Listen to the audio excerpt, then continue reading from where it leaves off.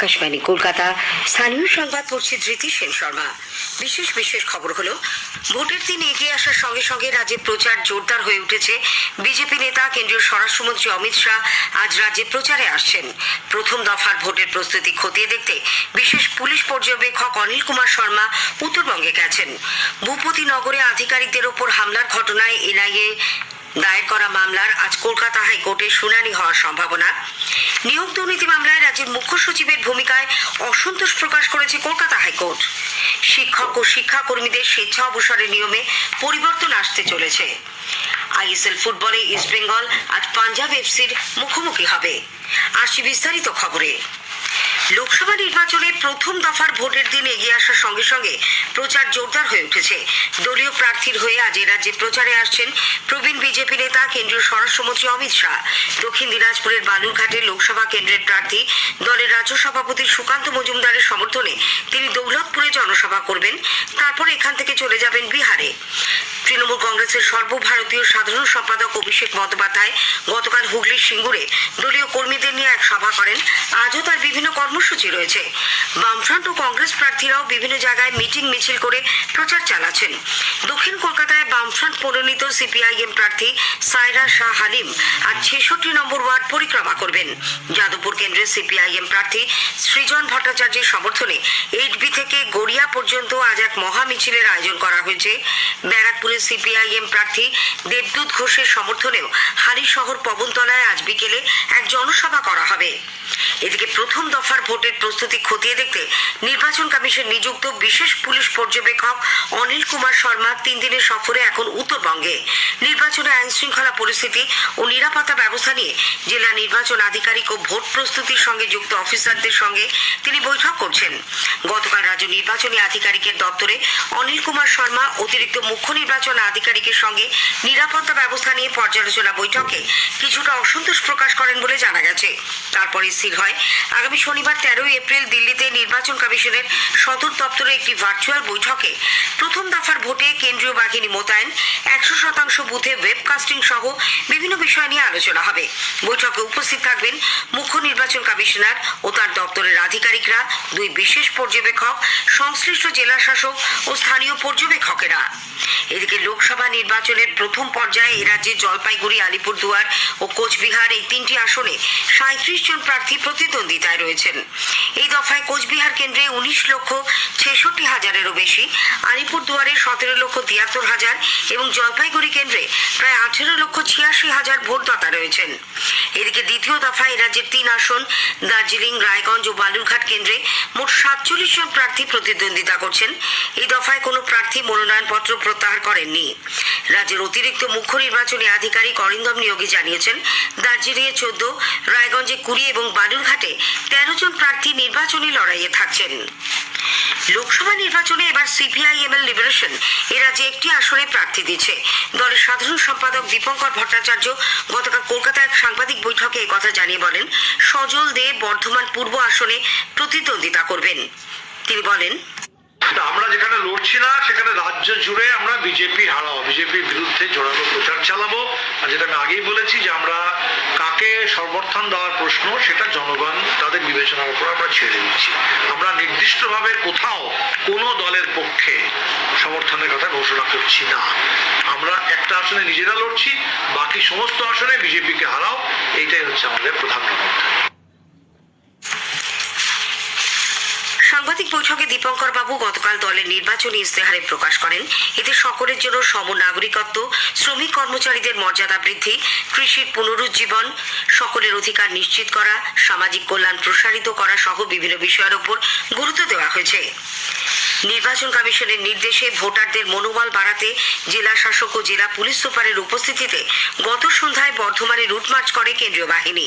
Bardhaman rail station থেকে শুরু করে পাঞ্জাবি পাড়া, লক্ষ্মীপুর সহ বিভিন্ন জায়গায় টহল দেয় কেন্দ্রীয় বাহিনীর জওয়ানরা।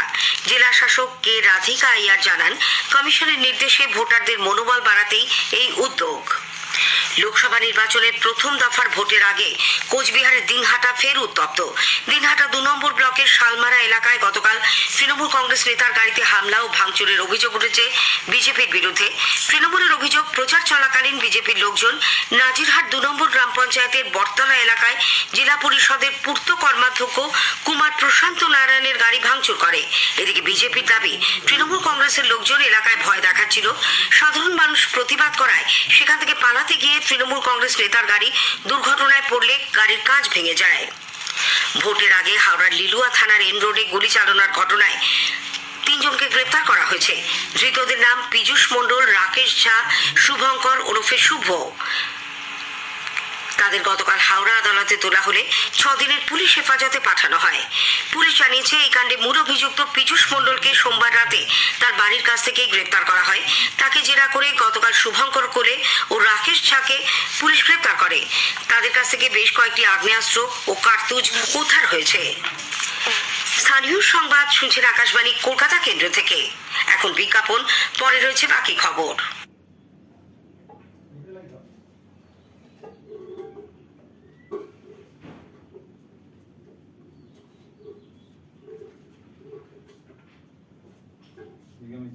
দিদি, এই মাসে ব্যাংকের পাসবইটা আপডেট করেছেন? এবার করেননি? আরে তাড়াতাড়ি করে ফেলুন। লক্ষ্মীর ভান্ডারের বর্ধিত অর্থ এপ্রিল মাস থেকেই আপনার ব্যাংক অ্যাকাউন্টে ঢুকে গেছে। কি আপনারা খুশি তো? মমতা বন্দ্যোপাধ্যায়ের সরকারই একমাত্র সরকার যে কথা দিয়ে কথা রাখে।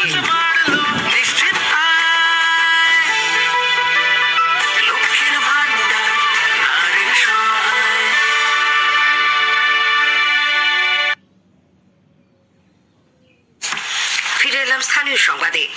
পূর্ব মেদিনীপুরের ভূপতিনগরে তাদের আধিকারিকদের ওপর হামলার ঘটনায় জাতীয় তদন্তকারী সংস্থা এনআইএর দায়ের করার মামলায় আজ বিচারপতি জয় সেনগুপ্তর এজলাসে শুনানি হওয়ার সম্ভাবনা।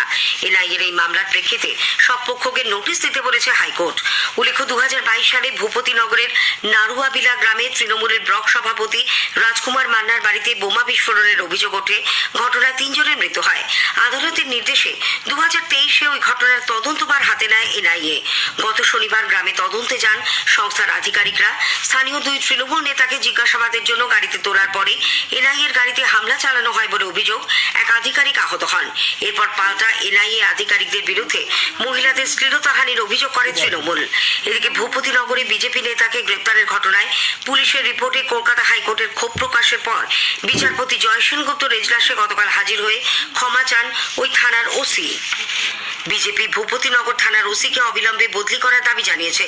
বিজেপি নেতা শিশির বাজোরিয়া গতকাল রাজ্যের মুখ্য নির্বাচনী আধিকারিকের কাছে চিঠি দিয়ে অভিযোগ করেন, ওসি গোপাল পাঠক কোনো সার্চ ওয়ারেন্ট ছাড়াই বাহিনী নিয়ে বিজেপি বিধায়কের কার্যালয়ে ঢুকে এক বিজেপি নেতাকে গ্রেপ্তারের চেষ্টা করেন।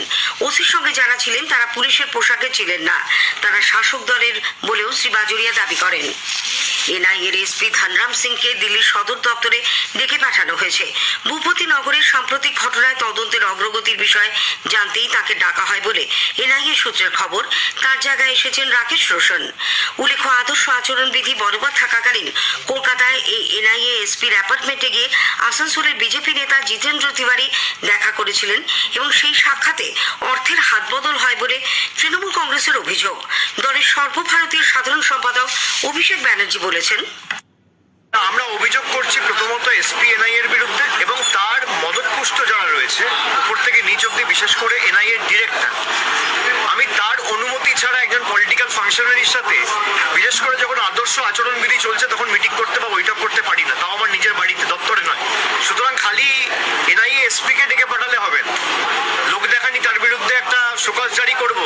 এনআইএর ডিরেক্টরের দায়িত্ব তো এখন স্বরাষ্ট্র মন্ত্রকের নয়, স্বরাষ্ট্র মন্ত্রকও এখন নির্বাচন কমিশনের অধীনে। দায়িত্ব নির্বাচন কমিশনের, নির্বাচন কমিশন এই দায় এড়িয়ে যেতে পারে না, এটাই আমরা বলেছি। মুখ্য সচিব ভগবতী প্রসাদ গোপালিকার ভূমিকায় অসন্তোষ প্রকাশ করেছে কলকাতা হাইকোর্ট। নিয়োগ দুর্নীতি মামলায় সরকারি পদে থাকা ব্যক্তিদের বিরুদ্ধে দুর্নীতি দমন আইনে চার্জশিট দিয়েছে সিবিআই, কিন্তু রাজ্য অনুমোদন না দিলে চার্জ গঠন করে বিচার শুরু করা যাচ্ছে না বলে অভিযোগ। রাজ্যের সিদ্ধান্ত জানাতে গতকাল পর্যন্ত সময় দিয়েছিল কলকাতা হাইকোর্টের বিচারপতি জয়মান্য বাগচি ও বিচারপতি গৌরাঙ্গ কান্তের ডিভিশন বেঞ্চ। গতকাল রাজ্য সরকারের আইনজীবী জানিয়েছেন, লোকসভা নির্বাচনের পর অভিযুক্ত সরকারি আধিকারিকদের বিরুদ্ধে বিচার প্রক্রিয়া শুরু করা করার বিষয়ে অনুমোদন নিয়ে সিদ্ধান্ত জানানো হবে। মুখ্য সচিবের ভূমিকায় ক্ষোভ প্রকাশ করে ডিভিশন বেঞ্চ প্রশ্ন তোলে, নির্বাচনের সঙ্গে বিচার প্রক্রিয়ার কি সম্পর্ক? 2014 সালের টেট পরীক্ষার উত্তরপত্র বা ওএমআর শিটের ডিজিটাল প্রতিলিপি জমা দেওয়ার জন্য সিবিআইকে নির্দেশ দিয়েছে কলকাতা হাইকোর্ট। সেই তথ্য না পেলে 2014 টেট ও পুরো নিয়োগ প্রক্রিয়া বাতিল করে দেওয়া হবে বলে জানিয়েছেন কলকাতা হাইকোর্টের বিচারপতি রাজশেখর মান্থা। এদিকে শিক্ষক ও শিক্ষাকর্মীদের স্বেচ্ছা অবসরের নিয়মে পরিবর্তন আসতে চলেছে। পশ্চিমবঙ্গ মধ্যশিক্ষা পর্ষদ এক বিজ্ঞপ্তি জারি করে জানিয়েছে, এবার থেকে স্বেচ্ছা অবসর নিতে গেলে সরাসরি পর্ষদে আবেদন করলে সেই আবেদন গ্রাহ্য হবে না, বরং আবেদন করতে হবে জেলা বিদ্যালয় পরিদর্শকের মাধ্যমে। এই নিয়ম কার্যকর হবে মাধ্যমিক ও উচ্চ মাধ্যমিক স্কুলের সহকারী শিক্ষক, প্রধান শিক্ষক এবং শিক্ষাকর্মী সকলের ক্ষেত্রেই। জলপাইগুড়ি এলাকায় ঝড়ে ক্ষতিগ্রস্তদের নিয়ে তৃণমূল কংগ্রেসের তরফ থেকে দিল্লিতে কিছু বলা হয়নি বলে প্রদেশ কংগ্রেস সভাপতি অধীর রঞ্জন চৌধুরী দাবি করেছেন। গতকাল এক সাংবাদিক বৈঠকে তিনি বলেন, জলপাইগুড়ির ক্ষতিগ্রস্তদের কথা কিন্তু দিল্লিতে বলা হয়, সেটাকে মেগা প্রয়োজনে রাজভবনে বলা হচ্ছে, কিন্তু জলপাইগুড়ির ক্ষতিগ্রস্তরা এখনো পর্যন্ত সাহায্য পেল না কেন? তার দায় কে নেবে? প্রধানমন্ত্রী না মুখ্যমন্ত্রী? দিল্লিতে ধর্নার নাটক, রাজ্যপালের কাছে ধর্নার নাটক কেন করা হচ্ছে? আইএসএল ফুটবলে ইস্টবেঙ্গল আজ পাঞ্জাব এফসির মুখোমুখি হবে। দিল্লির জওহরলাল নেহরু স্টেডিয়ামে খেলা শুরু সন্ধ্যে 7:30টায়। স্থানীয় সংবাদ শেষ হলো।